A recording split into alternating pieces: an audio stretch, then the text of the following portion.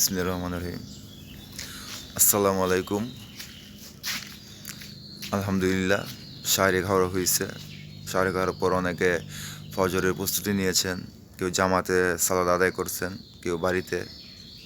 এই মুহূর্তে পরিবেশ একটু দেখেন, অন্ধকার। দেখছেন, আজান হয়েছে 4:50, জামাত হয়েছে 5:05।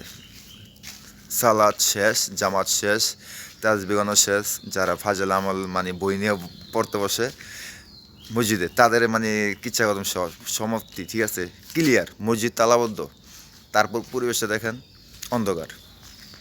দেখছেন, অন্ধকার দেখছেন, লাইটের সামনে আমি আছি, ঠিক আছে।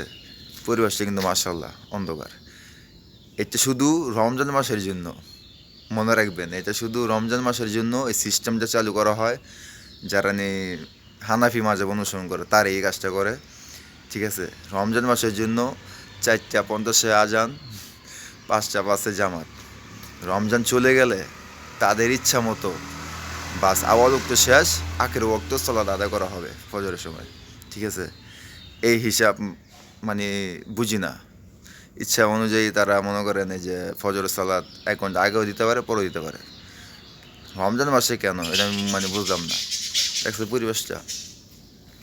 যাই হোক, বেশি বলার দরকার নেই, যতটুকু বলছি আলহামদুলিল্লাহ বুঝতে পারছেন।